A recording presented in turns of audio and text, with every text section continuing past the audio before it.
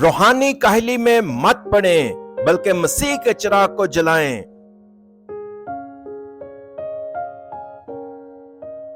اس وقت آسمان کی بادشاہی ان 10 کماریوں کی مانند ہوگی جو اپنی مشلیں لے کر دلہا کے استقبال کو نکلیں۔ ان میں 5 بے وقوف اور 5 عقل مند تھیں۔ جو بے وقوف تھیں انہوں نے اپنی مشلیں تو لے لیں مگر تیل اپنے ساتھ نہ لیا، مگر عقل مندوں نے اپنی مشلوں کے ساتھ اپنی کپیوں میں تیل بھی لے لیا۔ مقدس متی کی انجیل اس کا 25واں باب پہلی 4 آیات۔ مقدس متی کی انجیل اس کا 25واں باب اور اس کی پہلی 13 آیات میں وہ کہانی ہے جو یسوع نے کہی تھی۔ ایک گاؤں میں شادی کی دعوت تھی۔ دلہن کی شادی کا جشن منانے کے لیے 10 کماریاں ہاتھوں میں مشلیں لیے دلہا کا انتظار کر رہی تھیں۔ اس وقت یہودیوں کی شادی رات کو ہوتی تھی، اس لیے چراغاں ضروری تھا۔ لیکن 10 کماریوں میں سے 5 بے وقوف اور 5 عقل مند تھیں۔ 5 عقل مند کماریوں نے سوچا اگر دلہا نے آنے میں دیر کر دی تو چراغ بجھ جائے گا، چنانچہ انہوں نے تیل سے بھرا ہوا پیالہ اور اسے چراغ کے ساتھ لے گئیں۔ لیکن 5 احمق کماریاں زیادہ تیل تیار کرنے پر بہت ناراض تھیں، اس لیے مزید تیل تیار کیے بغیر دلہا کا انتظار کرنے لگیں۔ کچھ ہی دیر بعد 10 کماریاں گہری نیند میں سو گئیں۔ رات گہری ہوتی جا رہی تھی اور جو مشلیں انہوں نے پکڑی تھیں وہ دھیرے دھیرے بجھ رہی تھی۔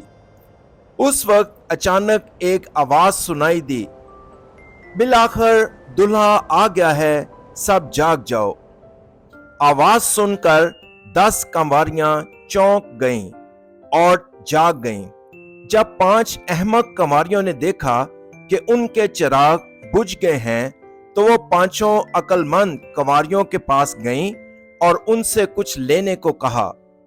تب 5 عقل مند کماریوں نے جواب دیا، ہمیں افسوس ہے، اگر ہم آپ کے ساتھ اپنی ضروریات بانٹیں تو ہمارے پاس کافی نہیں ہوں گی۔ آپ باہر جا کر کچھ تیل کیوں نہیں خریدتی؟ چنانچہ وہ 5 احمق کماریاں جلدی سے نکلیں اور تیل خرید کر واپس آ گئیں۔ لیکن 5 عقل مند کماریاں دلہا کے ساتھ شادی کی ضیافت میں گئیں اور دروازہ بند کر دیا گیا۔ آخر میں 5 احمق کماریاں شادی کی ضیافت میں داخل نہ ہو سکیں۔ 5 بے وقوف کماریاں اس کہانی میں جو یسوع نے آج ہمیں بتائی وہ عجیب لوگ تھے جو دوسروں کا تیل حاصل کرنے کی کوشش کر رہے تھے، کیونکہ وہ روح القدس کا تیل حاصل نہیں کر سکتے تھے۔ ایسا نہیں کہ میں کسی سے روح القدس کی ماموریت مانگتا ہوں اور وہ شخص مجھے دیتا ہے، پھر ہم روح القدس کی ماموری کو کیسے حاصل کریں؟ پیدائش 3 باب میں شیطان کے ظاہر ہونے کی وجہ سے تمام انسان پیدائش 3 باب کی بنیادی مسئلہ کے ساتھ پیدا ہوئے تھے، جس میں ان کے پاس خدا کو چھوڑنے، گناہ میں پڑنے اور تباہی کی حالت میں رہنے کے سوا کوئی چارہ نہیں تھا، اور شیطان کے غلاموں کے طور پر خدمت کر رہے تھے ان کی باقی زندگی۔ شیطان کے قبضے میں موجود انسانوں کے بنیادی مسئلے کو حل کرنے کے لیے اس نے شان و شوکت کے تخت کو چھوڑ دیا اور جسم میں اس زمین پر آیا اور شیطان کا سر کچل کر رکھ دیا۔ صرف ان کو قبول کرنے سے ہی آپ خدا کے فرزند بن سکتے ہیں۔ خدا ایمانویل کی روح القدس پیدائش तीसरे बाब के वाकयात की वजह से बनी नौ इंसान पर आने वाला असल गुनाह पैदाइश तीसरे बाब की 15वीं आयत में मसीह के नाम को मुसलसल रद्द करता है। लिहाजा अगर आप मसीहा औरत की नस्ल के एक नाम से डरते हैं और उस नाम पर यकीन रखते हैं तो आपको खुदा के फर्जंद की हैसियत से दर्जा और इख्तियार दिया जाएगा। हमें यीशु मसीह है नाम के राज को जानना चाहिए ताकि हम शैतान की ताकत पर काबू पा सकें। इस दुनिया के सरदार जो हवा की अमलदारी का हाकिम है, जो हमारी रूहों को चुराता, मारता और तबाह करता है। क्या होगा अगर इमैनुएल खुदा की रूह और मसीह का रूह जो रूहुल कुद्स का चिराग दिन में 24 घंटे रोशन करते हैं एक साथ नहीं होंगे? एक दिन शैतान जो एक रास्ता से दाखिल हुआ हमें ज़हनी और जिस्मानी बीमारियों में मुब्तला करता है, मुआशी और गहरी रूहानी परेशानियां लाता है और हमारी जिंदगी का तवाज़न बिगाड़ देता है। इसलिए इमाल पहले बाब की 8वीं आयत आपको सिर्फ रूहुल कुद्स की मामूरी की तलाश करनी चाहिए। दुआ, आज बराए करम मुझे रूहुल कुद्स से मामूरी अता कर जिसका खुदा ने वादा किया है, ताकि मैं शैतान का सर कुचल सकूं, कुव्वत हासिल कर सकूं और रूहुल कुद्स के चिराग को रोशन करने वाला मुबश्शिर बन सकूं।